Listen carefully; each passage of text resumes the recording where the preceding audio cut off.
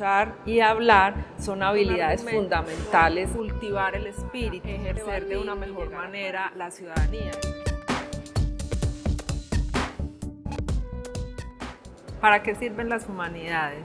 Referir las humanidades implica reflexionar sobre la formación humana desde diversas perspectivas, éticas, políticas, sociales, culturales, estéticas, pero también inclusivas y sobre todo educativas. Implica alejarnos un poco del pragmatismo educativo que nos caracteriza en estos tiempos y concentrarnos más en la reflexión por cultivar el espíritu para ejercer de una mejor manera la ciudadanía, es decir, ser más reflexivos, más críticos, más analíticos y más propositivos, respetar el punto de vista del otro y poder convivir dentro de una sociedad teniendo en cuenta que todos somos distintos.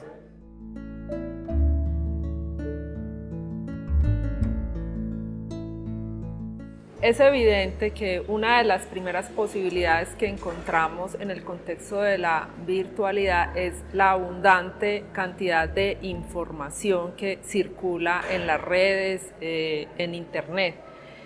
Obviamente eso nos pone en una tensión y es cómo el maestro es capaz de formarse para desarrollar habilidades con sus estudiantes, para seleccionar la información y transformar esa información en conocimiento. Eso es fundamental. Existe otra posibilidad y es que las redes nos ofrecen alternativas para conformar comunidades de práctica y aprendizaje. En ese sentido, también es necesario que el maestro, piense cómo se forma para ser un ser social en estas comunidades, pero con buenos argumentos, cómo es capaz de debatir, también de poner su punto de vista, de respetar el otro punto de vista y construir colaborativamente el conocimiento. Pero ahí hay un riesgo fundamental y es que estas comunidades de práctica y las comunidades de aprendizaje exigen unas características de los seres humanos, y exigen también unas características de esos grupos que se consoliden. Por ejemplo, que haya temas de interés que realmente nos convoque, que haya siempre alguien que dinamice esas comunidades. Entonces a veces nos volvemos muy triviales en las conversaciones y esas conversaciones no llegan realmente a un punto de construcción colaborativa de conocimiento. Entonces ahí obviamente hay pues un reto grande en la formación de los maestros. Una tercera posibilidad es la gran cantidad de materiales educativos que encontramos, materiales, auténticos, es decir, una serie de recursos que obviamente no han sido construidos para la educación, pero que pueden aprovecharse para la educación. Y otra serie de materiales que en efecto se construyen con ese propósito, pero hay un riesgo muy grande y es que generalmente los maestros nos volvemos consumidores de ese material y de esos recursos en lugar de asumir un rol de prosumidores, es decir, una actitud que nos permita valorar lo positivo de estos materiales, pero también ser capaces de construir materiales educativos que respondan a las necesidades de las poblaciones. Y eso es muy importante en la formación de maestros, es decir, aprovechar todo el potencial que tiene un maestro para compartir el conocimiento y ayudar a que eso se construya de manera colaborativa.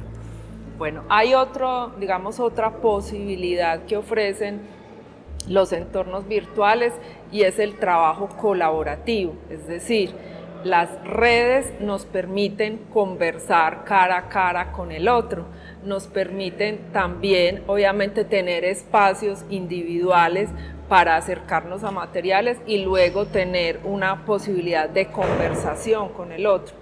Sin embargo, hay habilidades en los maestros que a veces olvidamos desarrollar, es decir, el trabajo en equipo, la autoformación, la formación colaborativa, y en ese sentido también hay riesgos, cómo los maestros nos apropiamos de estas redes para gestionar esas comunidades y ser capaces de proponer proyectos colaborativos. Ese es un riesgo.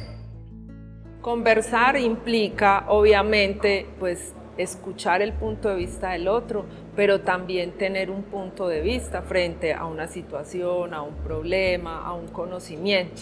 La conversación es un asunto que la escuela ha olvidado, ¿cierto? Escuchar y hablar son habilidades fundamentales en la escuela desde la educación inicial, pero fundamentalmente en los maestros nosotros tenemos que ser capaces de formar maestros que escuchen a sus estudiantes y que a partir de esa escucha reflexiva puedan elaborar con ellos, pues digamos, conocimientos, pero también acercarlos a esa formación. Nuestros jóvenes están solos, cada vez, a pesar de que se mantienen conectados permanentemente, o sea, hay una soledad en ellos y los maestros olvidamos que educar y formar no es solamente dar conocimiento, sino también introyectarnos un poco en ese ser humano que hay, que tiene unas expectativas, que tiene unos miedos, que tiene también unas apuestas y que el mundo permanentemente le hace exigencias. Entonces, ¿cómo ayudarle a nuestros jóvenes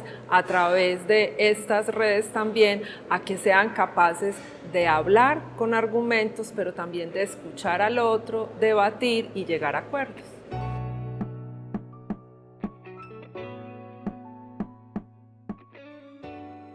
¿Qué elementos considero yo fundamentales en el proceso de formación a maestros en el contexto de la virtualidad? Pues igual yo creería que hay muchos elementos que hay que considerar. Sin embargo, pues uno prioriza algunos asuntos.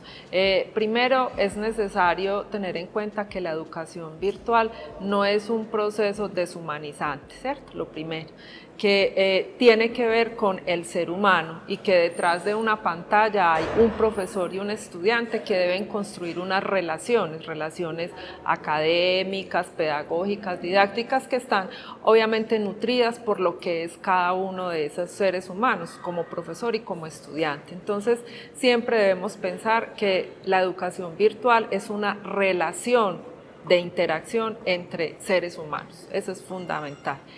En ese sentido, también es importante pensar cuáles son las apuestas, es decir, cuál es el perfil que yo quiero desarrollar en esos estudiantes, en este caso la formación a maestros. Entonces tengo que priorizar cuáles son esas habilidades pedagógicas y didácticas que deben desarrollar nuestros maestros y en consecuencia pues construir actividades desde la virtualidad que permitan a esos maestros acceder a esas habilidades.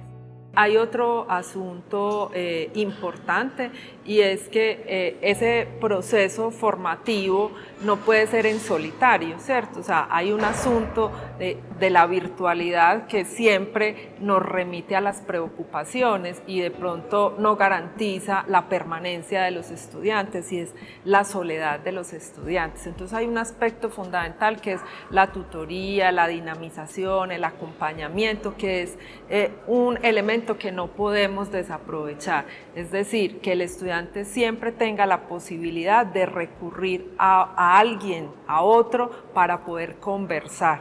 Así encuentre en su plataforma los materiales, los textos, las actividades, el proceso evaluativo, pero siempre debe existir alguien que retroalimente esos procesos y para nosotros es fundamental la figura del docente dinamizador. A veces nosotros como profesores pues damos nuestra clase y posiblemente no tengamos toda la posibilidad de conversar a través de un foro, de un chat con un estudiante, pero tenemos un estudiante avanzado que puede hacer esa función y que tiene esa formación. Entonces, en ese sentido, ese elemento de la conversación y del acompañamiento del otro cobra mucho valor en estos procesos.